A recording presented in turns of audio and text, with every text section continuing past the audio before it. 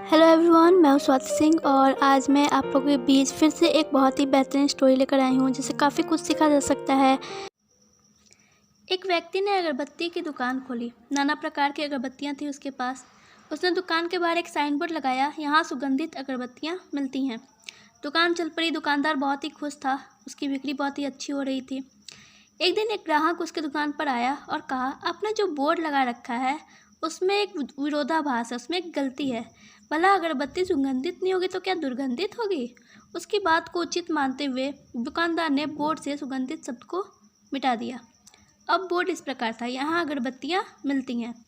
इसके कुछ दिनों के पश्चात किसी दूसरे ग्राहक ने उससे कहा कि आपके बोर्ड पर यहाँ क्यों लिखा है? दुकान जब यही है तब यहाँ लिखना निरर्थक है, इसका कोई अर्थ नहीं है। इस बात को भी उचित मानते हुए दुकानदार ने बोर्ड पर यहाँ शब्द मिटा दिया।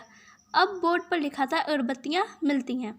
पुनः उस व्यक्ति को एक रोचक परामर्श मिला, अगरबत्तियाँ मिलती हैं का क्या प्रयोजन? अगरबत्ती लिखना ही काफ़ी है।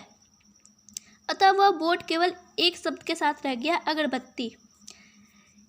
फिर एक दिन एक ग्राहक आता है और वो भी अपना ज्ञान उस दुकानदार को देता है और कहता है कि दुकान जब मात्र अगरबत्तियों की है तो इसका बोर्ड लगाने का क्या लाभ? लोग तो देखकर ही समझ जाएंगे कि मात्र अगरबत्तियों की दुकान है। इस प्रकार वह बोर्ड ही वहाँ से हट गया। कुछ दिनों के बाद दुकान की बिक्री मंद पड़ने लगी और दुकानदार काफ़ी चिंतित रहने लगा। फिर एक दिन उसका बहुत ही पुराना दोस्त उसके पास आता है और वह बहुत ही सालों के बाद मिल रहे होते हैं, मगर दुकानदार काफ़ी उदास था और मित्र से उसकी उदासी छिप न सकी और उसने उससे पूछा कि क्या हुआ भाई, इतने परेशान क्यों हो, इतने उदास क्यों हो? तो दुकानदार ने अपने दोस्त को बताया कि क्या बताऊं भाई, दुकान की हालत अच्छी नहीं है, व्यवसाय बहुत ही गिर चुका है। तो मित्र सब कुछ ध्यान से देखता है और कहता है कि तुम बिल्कुल ही मूर्ख हो, इतनी बड़ी दुकान खोल ली और बाहर एक बोर्ड नहीं लगा सकते थे कि यहाँ सुगंधित अगरबत्तियाँ मिलती हैं? अगर बोर्ड लगाते तब तो कोई जानता कि यहाँ अगरबत्तियाँ मिलती हैं। ऐसे तुम्हारी दुकान के सामने आएगा तब तो कोई जानेगा, ऐसे कौन जानेगा?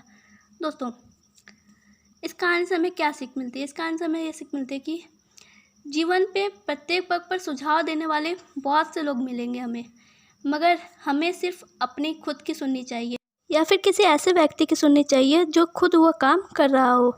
दोस्तों, आपको ये स्टोरी कैसी लगी मुझे कमेंट करके ज़रूर बताएं और